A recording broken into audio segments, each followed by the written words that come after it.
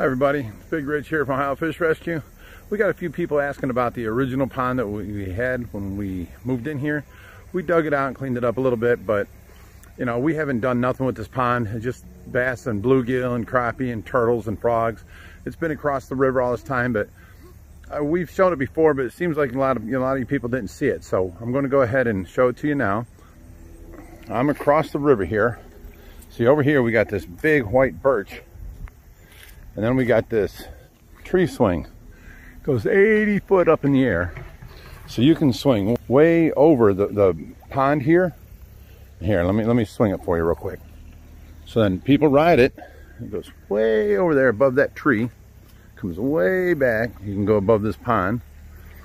And that's pretty neat. Then we had the fire pit over there. Now this is the pond. We were in it yesterday cleaning it out. Roger, well, you guys might know him as Eyeliner, comes over.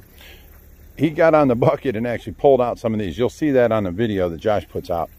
But a lot of these cattails, we got a lot more to pull out. There's a bunch in the middle there. So now there's the pond over there. We got a little hose filling it up because it's kind of down low. And that's being pumped from a utility pump from the river. Pumping it up. And it'll take probably most of the day to bring it up about a foot. And then over here you can see this mound all the way around. Ouch! All the way around it. But see all these plants, cattails, kind of hard to fish in here. And you know, it's catch and release, but I let all the little kids come over here and they go fishing for bluegill. And as soon as they put their hook in the water, they got a bluegill on there. Well, I cut their barbs off so it's easy to pull the hook out and the fish can keep going. And the kids love it, so ain't nothing adults want to do. It's, you know, yes, there is bass in there, but they're keeping the population of the bluegill down, and you know, turtles and all that. We have a bunch of arrowheads. We have lily pads. This is more of the cattails they pulled out. I can't reach down there to get it, so it's a lot steeper than it looks, trust me. And then here was mine and Josh's first attempt at a waterfall when we first got here. This was 10 years ago. Now, we put down a liner and then we just ran out of rocks. We didn't have enough rocks. We were getting all these rocks came out of the yard. Like around here, you'll see rocks like right there's a rock. There's some more sticking out over there. Just anywhere in the yard we found rocks, we'd put them here. So we didn't buy nothing. But first we made this. We took a liner. Now these plants are all mushed down because the deer come through here and they get water and they trample down our grass here. But this is like a bog filter, and water comes in there, runs through this 10-foot round bog filter. It's about 1.5 feet deep, and then it cascades over into this little stream area, and then water falls down, and then usually you don't see the bottom of that. That's in the water. So now that we have, I guess, gained interest in it again, we've got a lot of rocks from Josh digging over there. So we're going to start bringing them over and filling this in and making this look proper. And then up there where the water's just coming in, there's supposed to be a waterfall up there. So right where that blue tub was, we're getting rid of that and putting rocks up there, letting the waterfall down into here. And, you know, fill this in with rocks and do the bottom right. And maybe trim back some of these bamboo plants, get rid of some more of them cattails, make this a pond again, because this was just so overgrown. We've lost interest in it because we started up the rescue. See, this is all the cattails we got out with roots, and this is all without roots. So we can replant the ones with roots. But you see this mound all the way around it. It don't look big from the camera, but it comes up about 3 foot. You can see that. Now that's because I'm over here where the water was coming through. Water was all the way up to here, coming through here. This was the river all the way wide. So you see it washed away the bridge over there. So right here, this mound keeps the water from ever washing the fish away or, you know, adding stuff into our pond, filling it up with debris.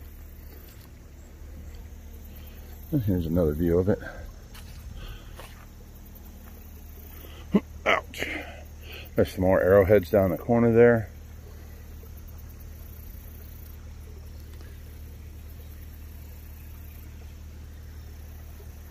It's about 40 foot by 30 foot, and it was 8 foot deep, but it looks to me now it's about 4 foot deep. Like maybe the side walls have caved in and flew in. But that was there when we got here, and we just tried beautifying it. But we didn't know what we were doing, and we didn't have no interest in buying anything. Now this area here was the fire pit. We're going to fill all that in with dirt and make it level ground again, because now we're going to have the fire pit up on that side. And if you can see, let me come down here to the river. Well, stream. You can see where the bridge was. And that was just 3 tree trunks across there with plywood on it, because I'm not allowed to build nothing structurally here in Strongsville's runoff water area. Even though it's my land, can't build nothing. Now you see how much is all this land here? The stream used to be right up against that thing, and now it's moved out to here. So all the extra dirt we're getting from up there, we're going to put on the side hill here, trying to fill that in some and regain some of our land back. And then, you know, the stream runs down here. You can see the fish in it right there. Kinds of little creek chubs and minnows. Then here's our utility pump that's filling the pond right now. Oh, there's a bunch more creek chubs over there. See them moving? There they go. Yeah, they're kind of everywhere there.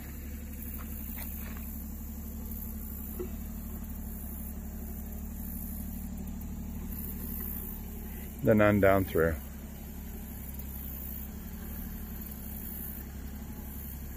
Okay, so now the backyard this way. We own all the way to the top of the hill up there where his grass starts. Ouch. So it's an awful lot to get over here now without a bridge with a lawnmower to keep it clean, just to use for a swing or, you know, come check out the pond. But I had plans before. They won't let me build nothing back here that will impede the flow. But I was thinking right over here, see where all that debris has lined up? That's what the waters and the rivers have every time it floods, it comes through and it deposits debris against the neighbor's trees. I was thinking putting in a blacktop slab right across there and a big basketball hoop. So there's another reason to be over here. And that's not, you know, what do you call it? Impeding the flow of any debris or water. So that would work over here. And then we could have, you know, like a set of bleachers up over here or something. And something movable. But I had dreams, see these 3 trees? I had dreams of putting a big tree house up there, and then having a bridge coming over to this white birch, and then having stairs going around it coming down. But other projects have taken precedence. Now back here's our wooded area. Now when I say our land is up until his grass starts, you can see the difference in his grass. He takes care of his backyard, and this is basically field grass over here. So we're up at the top here, but it's a nice little wooded area. Now mind you, we cut down all these trees that were here to make it this open. See, our yard used to look like that, and now it looks like that. You can see the neighbor's yard, our yard. So that barn right there, I can't have 2 barns, so I can't build a new one until we take that one down. I don't have the money for the new one yet, so we're still using this old ancient barn just to store stuff in while we're doing all the landscaping and stuff to the backyard. And then we got to enclose that porch, and Tracy's dream will be done. My dream is to have a big barn over there hooked to the driveway coming down the side of the house, so I can, you know, store the tractor in, the 4-wheelers, riding lawn mowers, all that kind of stuff. And right now we're storing that all on the side of the house.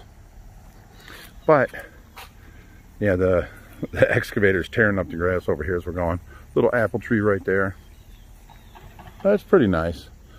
But yeah, I agree. Anybody that looks at that says, yeah, kid put that in. We understand, but we dug it out by hand, and then we only used the rocks that were here. We didn't buy nothing. And we made it purposeful and work. So now when the water level comes up to there, you won't see the bottom of the tarp. You'll be okay. We'll fill it in with rocks and make it look naturalistic now that we've hung out with Greg Woodstock enough, and he built our front pond, and we've seen many other ponds he's built. We pretty much get the gist of how to do it, so we're going to do that. And oh, forgot to show you, we have the 300-foot zip line here. Goes all the way across and goes to the very back, biggest tree back there, all the way from the deck up there. So you can get on it at the deck, right across the river, right across the fire pit, right across the pond, and it slows down and the ground meets back up with you way at the property line. It's pretty decent. Everybody seems to love it. So now we got to use the excavator and get these big wood pieces out of here to open up the river again, because that was all turned this way and it was part of the bridge, and now we have to get across here by walking. But the problem is you can't take the riding lawnmower across here. It gets stuck in this mud every time. Oh. So I have to get the four-wheeler out. Josh goes on the other side and he hooks up the winch and he pulls me across the river. And then I can mow over there.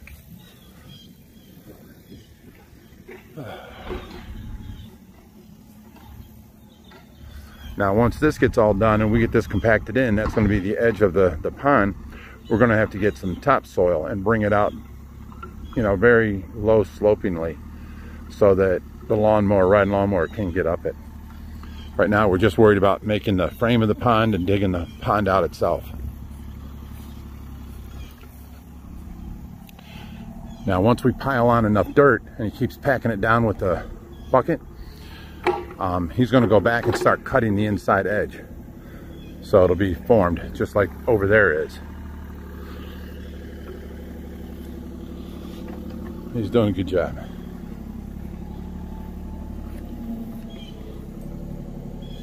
He takes it for so long, and then I take it for so long.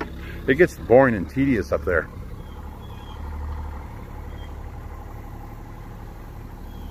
But you can see we've got the stream, which is dug down about a foot, and then we've got 2-foot drop, 4-foot ledge, another 2-foot drop, and then it's going to go across what's it going to be? If that's 30 wide minus the 4-foot and 4-foot ledge, so that's 8, so it's going to be 22 foot wide across the bottom.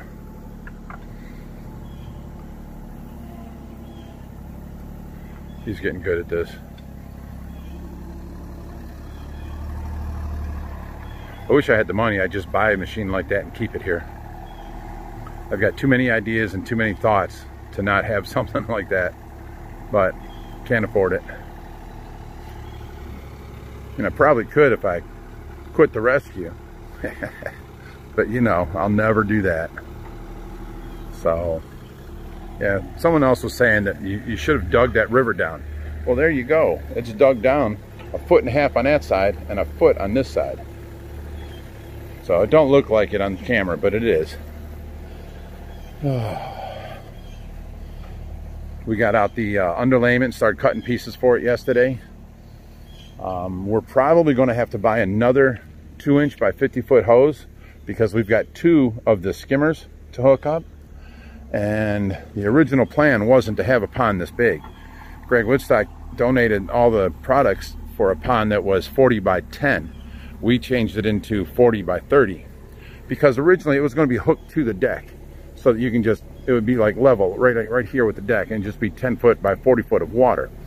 But then we decided to put on this roof and stuff, and we had to dig the pylons in the ground, and we didn't want to mess with them. So we moved all that back, because at 4 foot tall, that would have had to be dug in the ground 2 foot. So this is our work. This is what we've been doing non-stop every day. I took time out to give you this little video, and you know, I hope you like it. And let me see what Josh has got to say. So Josh, I just ended the video on the little back pond back there and telling everybody what we're doing. Let me ask you, is there anything you got to say? Well, I guess there is one thing. You've always gotta stay fishy, my friend. Bye, guys.